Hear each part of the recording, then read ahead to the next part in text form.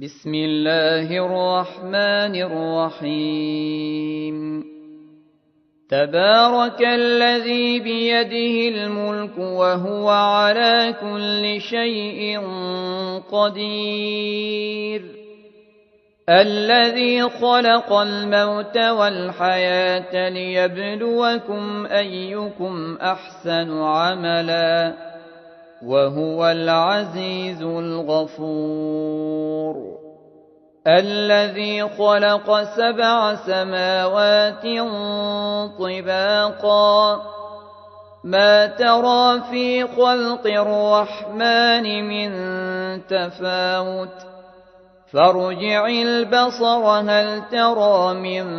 فطور ثم ارجع البصر كرتين ينقلب إليك البصر خاسئا وهو حسير ولقد زينا السماء الدنيا بمصابيح وجعلناها رجوما للشياطين وأعتدنا لهم عذاب السعير وللذين كفروا بربهم عذاب جهنم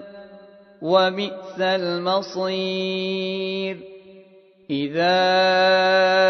ألقوا فيها سمعوا لها شهيقا وهي تفور تكاد تميز من الغيظ كلما ألقي فيها فوج سألهم خزنتها ألم يأتكم نذير قالوا بلى قد جاءنا نذير فكذبنا وقلنا ما نزل الله من شيء إن أنتم إلا في ضلال كبير وقالوا لو كنا نسمع أو نعقل ما كنا في أصحاب السعير فاعترفوا بذنبهم فسحقا لأصحاب السعير إن الذين يخشون ربهم بالغيب لهم مغفرة وأجر كبير وأسروا قولكم أو اجهروا به إنه عليم بذات الصدور ألا يعلم من خلق وهو اللطيف الخبير هو الذي جعل لكم الأرض ذلولا فامشوا في مناكبها وكلوا من رزقه وإليه النشور أأمنتم من في السماء أن يخسف بكم الأرض فإذا هي تمور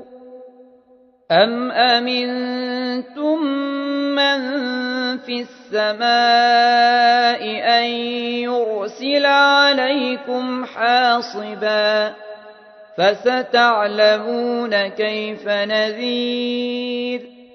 ولقد كذب الذين من قبلهم فكيف كان نكير أولم يروا إلى الطير فوقهم صافات ويقبضن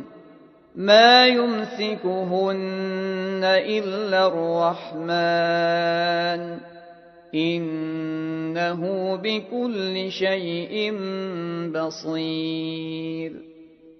أمن هذا الذي هو جند جند لكم ينصركم من دون الرحمن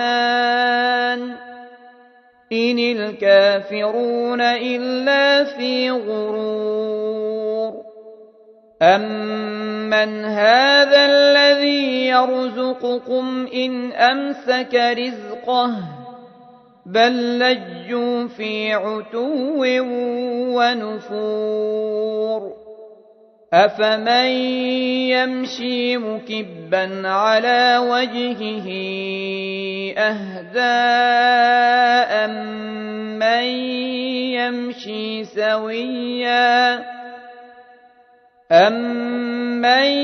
يمشي سويا على صراط مستقيم قل هو الذي أنشأكم وجعل لكم السمع والأبصار والأفئدة قليلا ما تشكرون قل هو الذي ذرأكم في الأرض وإليه تحشرون ويقولون متى هذا الوعد إن كنتم صادقين قل إنما العلم عند الله وإنما أنا نذير مبين فلما رأوه زلفة سيئت وجوه الذين كفروا وقيل هذا الذي كنتم به تدعون قل أرأيتم إن أهلكني الله ومن معي أو رحمنا فمن يجير الكافرين من عذاب أليم قل هو الرحمن آمنا به وعليه توكلنا فستعلمون من هو في ضلال مبين